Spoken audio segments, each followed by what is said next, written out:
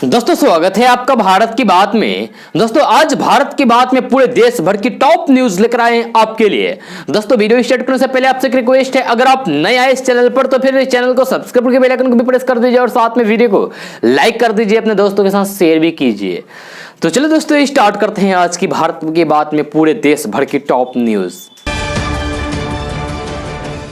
दोस्तों पश्चिम बंगाल में होने वाले विधानसभा चुनाव में राष्ट्रीय जनता दल के बाद अब ममता बनर्जी को झारखंड मुक्ति मोर्चा का भी साथ मिल गया है। जी हां, झारखंड के सीएम हेमंत सोरेन ने ऐलान कर दिया है कि पश्चिम बंगाल में उनकी पार्टी टीएमसी को समर्थन करेगी और कोई भी सीट पर चुनाव नहीं लड़ेगी। आपको बता दें कि इससे पहले बिहार के नेता प्रतिपक्ष तेजस्वी यादव ने पश्चिम बंगाल के मुख्यमंत्री ममता बनर्जी से मुलाकात की थी और साफ कर दिया था कि वह जहां भी जरूरत पड़ेगी हम ममता बनर्जी के साथ खड़े हुए हैं।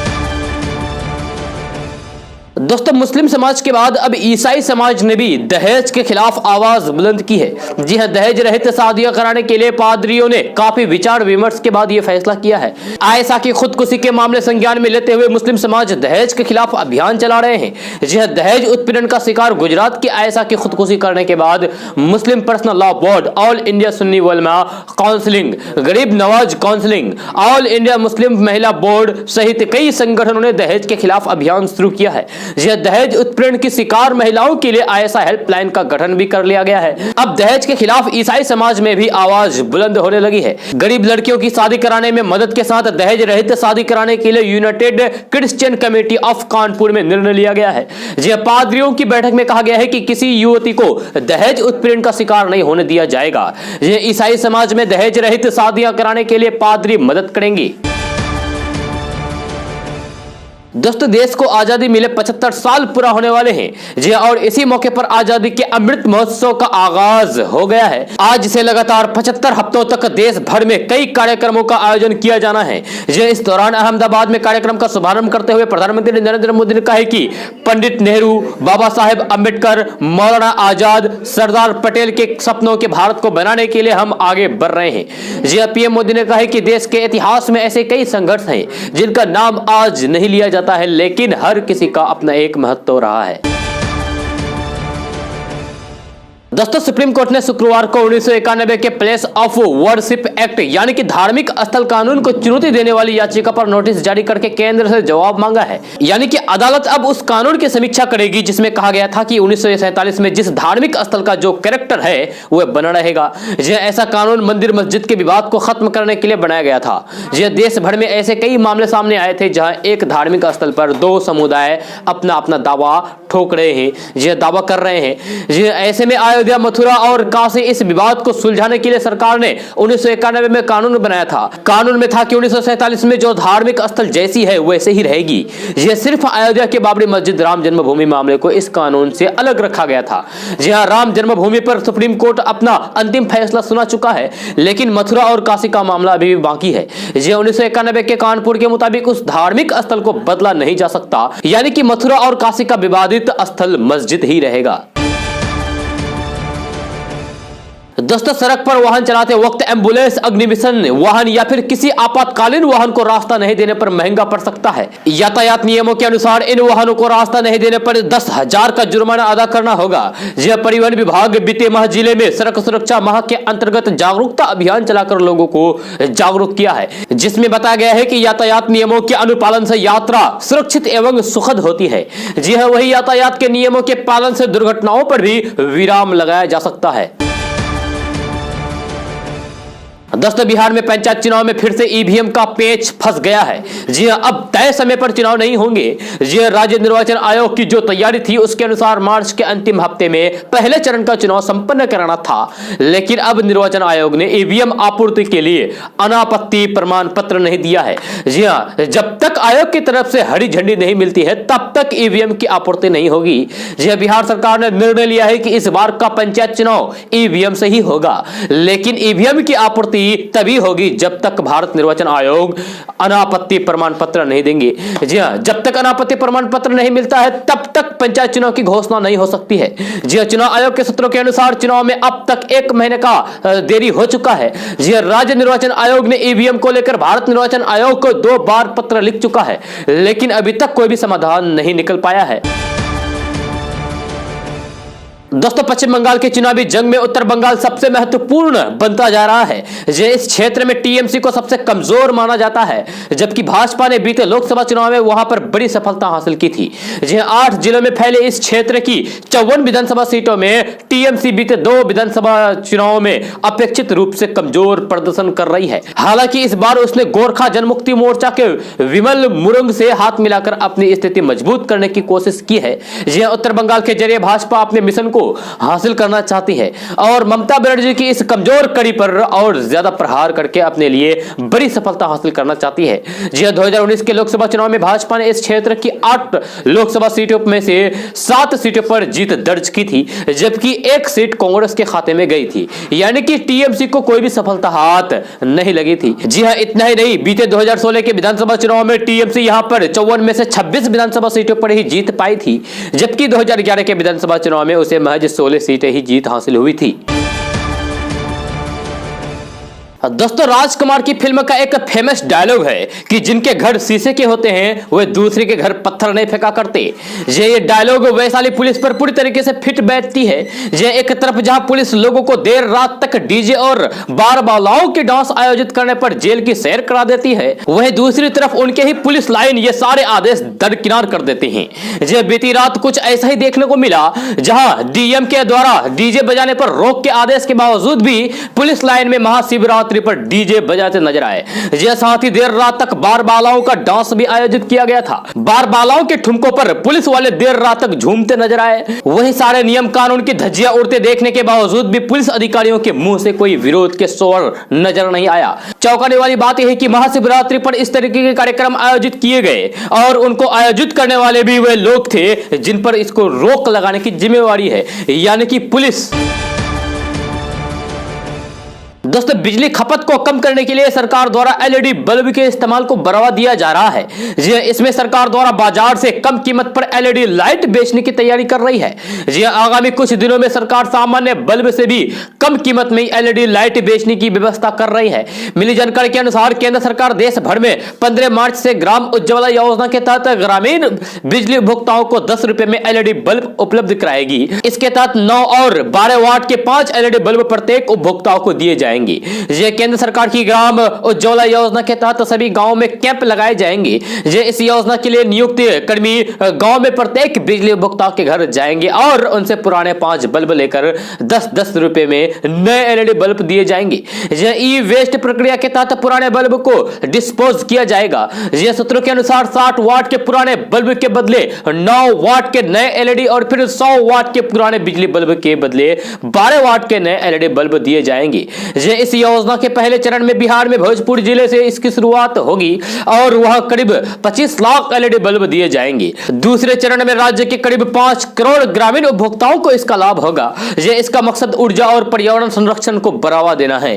सूत्रों के अनुसार 9 वाट के एलईडी बल्ब की लागत करीब 70 रुपए और 12 वाट के एलईडी बल्ब की लागत करीब 80 रुपए है। ऐसे में 10 रुपए में बिजली उपभोक्ताओं को बल्ब देने के बाद करीब 60 और 70 रुपए प्रति बल्ब की लागत की भरपाई केंद्र सरकार करेगी। इसके लिए संयुक्त राष्ट्र के कार्बन क्रेडिट फंड का लाभ लिया जाएगा। इस तरह पर्यावरण संरक्षण करने की एवज में भारत को इसका फायदा मिल जाएगा। दोस्तों पश्चिम बंगाल के साथ ही बिहार की सियासत को भी गर्म करने की कवायद है। जी हां, वहां विधानसभा चुनाव है तो यहां बिहार में पंचायत की सरकार चुनी जानी है। 3.25 लाख पदों के लिए 8 लाख से ज्यादा मतदाता अपने पसंद का इजहार करेंगे। जी 2 बड़े प्रतिद्वंदी दलों भाजपा और राजद की ओर से मुकाबले की तैयारी है। जी हां, बिहार में दलीय आधार पर पंचायत चुनाव की परंपरा नहीं रही है, लेकिन भाजपा ने अपने कार्यकर्ताओं को लड़ाने और फिर समर्थन देने का खुला ऐलान करके विपक्षी दलों की बेचैनी बढ़ा दी है। ऐसे में राजद ने भी भाजपा के समांतर यानी कि भाजपा की तरह ही चलने और फिर उसी की शैली में जवाब देने की रणनीति तैयार कर रखी है। ये एक सीट के सभी पदों पर कड़ा और बड़ा संघर्ष होगा। खुद को गांव और गरीबों की पार्टी बताने वाले राजद का दावा है कि 3 स्तरीय की पंचायत राज व्यवस्था की 50% से ज्यादा सीटों पर उसके समर्थकों का कब्जा है। यह प्रदेश प्रवक्ता चित्तरंजन गगन ने यह दावा विधानसभा चुनाव के पंचायतों में पार्टी की ओर से कराए गए सर्वे के आधार पर किया गया है, जिसको लेकर तेजस्वी यादव काफी संजीदा है। है। जी भाजपा की सक्रिय भागीदारी का ऐलान के बाद तेजस्वी यादव ने 3 दिन पहले अपने दल के प्रमुख नेताओं की बैठक भी बुलाई थी, जिसमें यह तय हुआ कि अपनी जमीन बचाने के लिए राजद किसी हद तक जाएगा। जी भाजपा की तैयारियों का जवाब देने के लिए राजद ने भी आचार संहिता बना ली है। जी राजद के मुख्य प्रदेश प्रवक्ता भाई वीरेंद्र इसकी तस्दीक करते हैं। जी उन्होंने बताया कि जिला परिषद मुखिया एवं सरपंच जैसे पदों पर राजद के कार्यकर्ता भी प्रत्याशी बनेंगे। पार्टी के स्तर से उन्हें सहयोग समर्थन दिया जाएगा। हमारा प्रयास है कि किसी भी पद के लिए राजद का कोई एक ही कार्यकर्ता उम्मीदवार बने ताकि आपस में टकराने की नौबत नहीं आए। इस रणनीति से राजद की गांव की राजनीति मजबूत होगी। दोस्तों कृषि कानूनों के विरोध में चल रहे किसान आंदोलन को दिसंबर तक चलाने की तैयारी कर ली है। भारतीय किसान यूनियन ने किसानों से धरना स्थल पर गर्मी और फिर बारिश दोनों मौसमों को ध्यान में रखते हुए टेंट लगाने को कहा है, जिससे उन्हें आगे आने वाले मौसम में किसी भी तरीके की कोई भी परेशानी ना हो सके। जी भारतीय किसान यूनियन के अनुसार सरकार ने अभी तक किसानों को बातचीत को कोई भी न्योता नहीं भेजा है। इससे सरकार की मंशा स्पष्ट हो जाती है। भारतीय किसान यूनियन के राष्ट्रीय प्रवक्ता राकेश टिकैत ने गाजीपुर बॉर्डर पर धरने पर बैठे किसानों से लंबे समय तक चलने वाले आंदोलन के लिए तैयार रहने को कहा है। जी उन्होंने कहा है कि यह आंदोलन नवंबर-दिसंबर 2021 तक खींच सकता है, इसलिए धरना स्थल पर टेंटों को मौसमों के अनुसार ही बनाएं। राकेश टिकैत ने कहा है कि आंदोलन से देश को किसी भी तरीके से कोई भी नुकसान नहीं होगा, बल्कि नुकसान तो रेल बेचने और फिर कर्मचारियों को नौकरियों से हटाने से होगा। उन्होंने कहा है कि आंदोलन के दौरान भी किसान खेत में काम कर रहा है, वह देश के लोगों को भूखा नहीं रहने देगा। उन्होंने बताया कि 26 मार्च को भारत बंद को सफल बनाने के लिए ट्रांसपोर्टर और दुकानदारों को भी शामिल किया जाएगा। दोस्तों एडीआर की अपनी एक रिपोर्ट में कहा गया है कि साल 2016-2020 के बीच पार्टी बदलने वाले 44% विधायकों ने बीजेपी का दामन थाम लिया है। जी हां, ये एडीआर की रिपोर्ट है। ये रिपोर्ट के मुताबिक इस दौरान कांग्रेस के 170 विधायक दूसरे दलों में शामिल हो गए, जबकि भाजपा के सिर्फ 18 विधायकों ने दूसरी पार्टियों की तरफ रुख किया। एडीआर की इस रिपोर्ट में यह भी दावा किया गया है कि 2016-20 के दौरान पाला बदलकर फिर से चुनावी मैदान में उतरने वाले 405 विधायकों में से 182 भाजपा में शामिल हो गए, तो 28 विधायक कांग्रेस और फिर 25 विधानसभा तेलंगाना राष्ट्रीय समिति का हिस्सा बने। दोस्तों कोरोना महामारी से उत्पन्न मुश्किलों के बाद आम लोग अब महंगाई की मार झेल रहे हैं। यह लोगों की रसोई का बजट बिगड़ चुका है। खाद्य एवं उपभोक्ता संरक्षण विभाग की रिपोर्ट के अनुसार सरसों तेल, प्याज, चावल और दाल की कीमतों में और इजाफा हुआ है। इधर पेट्रोल डीजल की कीमतों में बढ़ोतरी के कारण परिवहन विभाग की इजाजत के बिना ही बिहार ट्रांसपोर्टर मोटर फेडरेशन ने लंबे रूट की बसों का किराया 20% तक बढ़ा दिया है। इसके कारण बस यात्रियों को अब 40 से 80 रुपए तक ज्यादा भुगतान करना पड़ेगा।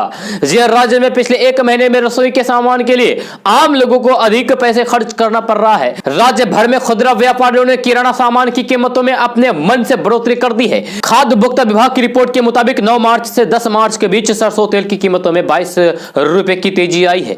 वही चावल, अरहर दाल और प्याज के लिए भी आम लोगों को अधिक पैसे देने पड़ रहे हैं। खास बात यह है कि इन आवश्यक सामानों के थोक भाव में कोई इजाफा नहीं हुआ है। इसका मतलब यह है कि खुदरा व्यापारियों ने अपने लाभ के लिए कीमतें बढ़ाई है। इधर खाद्य विभाग का दावा है कि इसके पास फिलहाल कीमतें के बढ़ाए जाने पर रोक के कोई भी अधिकार नहीं है, पर विभाग बाजार के इस तेजी पर पैनी नजर बनाए हुए हैं। विभाग अपनी ओर से रिपोर्ट तैयार करके केंद्र को भेज रहा है। केंद्र से जो भी निर्देश आएगा उस पर अमल होगा। विभाग द्वारा जारी रिपोर्ट के तुलनात्मक अध्ययन में यह साफ हुआ है कि सबसे अधिक तेजी सरसों के तेल की कीमतों में आई है। 9 और 10 मार्च के बीच सरसों के तेल के खुदरा दाम में औसतन प्रति किलो 22 रुपए का इजाफा हो गया है। यानी कि 22 रुपया बढ़ गया है। यह इजाफा 18% का है। 9 मार्च को इसके दाम 122 रुपए किलो थे, जो कि 10 मार्च को 144 रुपए किलो हो गए हैं। सरसों तेल के दाम में आ रही तेजी का ट्रेंड अस्थायी है, क्योंकि 1 माह में सरसों के औसतन खुदरा दाम में 4.34% की बढ़ोतरी हुई है। दोस्तों कोरोना महामारी के खिलाफ पिछले तकरीबन 2 महीने से देश भर में वैक्सीनेशन अभियान चल रहा है। इस अभियान के लिए सीरम इंस्टीट्यूट ऑफ इंडिया यानी कि SII की कोविशील्ड और भारत बायोटेक की कोवैक्सीन को मंजूरी दी गई है। ये तो आपको मालूम है। SII बाजार के मुकाबले पहले ही कोविशील्ड वैक्सीन की कीमतों को कम करके सरकार को दे रही है। अब ये दाम और कम कर दिए गए हैं। सरकार ने गुरुवार को जानकारी दी है कि कोविशील्ड के नए दाम 200 रुपए से भी काफी कम कर दिए गए हैं। केंद्रीय स्वास्थ्य सचिव राजेश भूषण ने बताया कि कोविशील्ड वैक्सीन की कीमतों को फिर से तय किया गया है। जी अब प्रति डोज की कीमत 200 रुपए से भी कम होगी। जी हालांकि सरकार ने नए दाम की जानकारी नहीं दी है, लेकिन कई रिपोर्ट में दावा किया गया है कि अब सरकार को प्रति डोज 157 रुपए में मिलेगी। दोस्तों, वित्त मंत्रालय ने गुरुवार को कहा है कि 17 राज्यों में one nation one ration card system को लागू कर दिया गया है। इस योजना से जुड़ने वाले राज्यों में सबसे ताजा नाम उत्तराखंड का है। One nation one ration card system जैसे महत्वपूर्ण सुधार को पूरा करने वाले राज्य अपने ग्रॉस स्टेट डोमेस्टिक प्रोडक्ट के 0.25% तक अतिरिक्त कर्ज के पात्र बन जाते हैं। इस सिस्टम के तहत राशन कार्ड धारक देश में कहीं भी राशन की दुकान से अपने हिस्से का राशन ले सकते हैं। दोस्तों, देश भर में पिछले साल मार्च के ही महीने में कोरोना के बढ़ते केस को देखते हुए लॉकडाउन लगाया था। ये पहला मौका था जब एक साथ पूरा देश लॉक हो गया था, वो भी बीमारी के कारण। ये एक साल बाद देश में कोरोना की रफ्तार धीमी पड़ चुकी है। लोग पहले से ज्यादा सजग हो चुके हैं। ये भारत में वैक्सीन बन चुकी है और दुनिया का सबसे बड़ा टीकाकरण अभियान भी शुरू हो गया है। इसके बावजूद भी महाराष्ट्र और केरल में कोरोना के मामले बढ़ रहे हैं। कोरोना के बढ़ते मामलों के आलोक में महाराष्ट्र सरकार ने बड़ा फैसला लिया है। महाराष्ट्र सरकार ने नागपुर में 15 से 21 मार्च तक लॉकडाउन लगा दिया है। इस दौरान केवल आवश्यक वस्तुओं को ही जारी रखने की अनुमति दी जाएगी। दोस्तों, हमारे पृथ्वी की तरफ एक बड़ा एस्टेरॉयड काफी तेजी से बढ़ रहा है। अंतरिक्ष वैज्ञानिकों का मानना है कि यह एस्टेरॉयड अभी तक के एस्टेरॉयड में सबसे बड़ा होगा। वही वैज्ञानिकों के मुताबिक ये एस्टेरॉयड 21 मार्च को पृथ्वी के बहुत करीब होगा और नजदीक से होकर गुजरेगा। नासा ने बताया कि एस्टेरॉयड 2001 FO32 लगभग 3000 फीट का है और इसकी खोज 20 साल पहले ही की गई थी। साथ ही कहा कि 21 मार्च को अंतरिक्ष पर यह नजारा देखने के लिए वैज्ञानिक बेहद एक्साइटेड है। वही इसके पृथ्वी के पास से गुजरने पर पृथ्वी को किसी भी प्रकार का खतरा नहीं होगा। दोस्तों, 1 अप्रैल 2021 से आपकी ग्रेजुएटी पीएफ और काम करने के घंटों में बड़ा बदलाव देखने को मिल सकता है। कर्मचारियों को ग्रेजुएटी और भविष्य निधि यानी कि पीएफ मद में बढ़ोतरी होगी, वही हाथ में आने वाले पैसा घटेगा। यहां तक कि कंपनियों की बैलेंस शीट भी प्रभावित होगी। इसकी वजह से पिछले साल संसद में 3 मजदूर संहिता विधेयक पास हुए। इन विधेयकों के इस साल 1 अप्रैल से लागू करने की संभावना है। मजदूरी की नई परिभाषा के तहत भत्ते कुल सैलरी के अधिकतम 50% होंगे। इसका मतलब है कि मूल वेतन अप्रैल से कुल वेतन का 50% या फिर अधिक होना चाहिए। आपको बता दूं कि देश के 73 साल के इतिहास में पहली बार इस प्रकार के श्रम कानून में बदलाव किए जा रहे हैं। सरकार का दावा है कि नियोक्ता और फिर श्रमिक दोनों के लिए फायदेमंद साबित होंगी। दोस्तों, गौतम अडानी का नाम तो आपने सुना ही होगा। पिछले कुछ सालों में इसकी संपत्ति में अच्छा खासा उछाल देखने को आया है। इनका बिजनेस स्पोर्ट्स से लेकर पावर सेक्टर में फैला हुआ है। खासकर 2021 में उनकी संपत्ति में बहुत ज्यादा बढ़ोतरी हुई। दौलत कमाने के मामले में उन्होंने दुनिया के सबसे अमीर जेफ बेजोस, एलन मस्क और एशिया के सबसे अमीर व्यक्ति मुकेश अंबानी को भी पीछे छोड़ दिया। ब्लूमबर्ग बिलियनियर्स इंडेक्स के मुताबिक आज उनकी कुल संपत्ति $50 अरब है और वे दुनिया में दौलत के मामले में 26वें पायदान पर है। दोस्तों, पटना के लोगों के लिए राहत भरी खबर है। बिहार राज्य पथ परिवहन निगम ने इलेक्ट्रिक बसों का किराया कम करने का फैसला किया है। ऐसे में गर्मी के मौसम में लोग अब वातानुकूलित और प्रदूषण रहित इलेक्ट्रिक बस में आसानी से यात्रा कर सकेंगे। बिहार राज्य पथ परिवहन निगम के प्रशासक श्याम किशोर ने जानकारी देते हुए कहा कि निगम ने पटना में चलने वाले इलेक्ट्रिक बसों का किराया कम करने का फैसला किया है। ऐसे में अब पटना में रहने वाले लोग 5 किलोमीटर की दूरी सिर्फ 10 रुपए में तय कर सकेंगे। गांधी मैदान में पटना जंक्शन तक ऑटो के बराबर 10 रुपए किराया देना होगा। पटना जंक्शन से आयकर गोलंबर तक के लिए 10 रुपए ही देने होंगे। इस तरीके से आयकर गोलंबर से पटना जू पहुंचने के लिए भी आपको मात्र 10 रुपए ही लगेंगे। दोस्तों, भाकपा माले के राष्ट्रीय महासचिव दीपांकर भट्टाचार्य ने 18 मार्च को विधानसभा का घेराव करने का ऐलान किया है। उन्होंने कहा कि किसान और रोजगार को लेकर उनकी पार्टी लगातार आंदोलन कर रही है और इसी क्रम में 18 मार्च को बिहार विधानसभा का घेराव किया जाएगा। इसमें शामिल होने के लिए राष्ट्रीय महासचिव दीपांकर भट्टाचार्य ने महागठबंधन में शामिल दूसरे पार्टियों को भी आमंत्रित किया है। दीपांकर भट्टाचार्य ने मीडिया को संबोधित करते हुए शुक्रवार को कहा कि किसान और बिहार में रोजगार को लेकर उनकी पार्टी सरकार को घेरती रहेगी। वही बंगाल चुनाव पर दीपांकर भट्टाचार्य ने बड़ा ऐलान करते हुए कहा कि पार्टी बंगाल में 12 सीटों पर चुनाव लड़ेगी।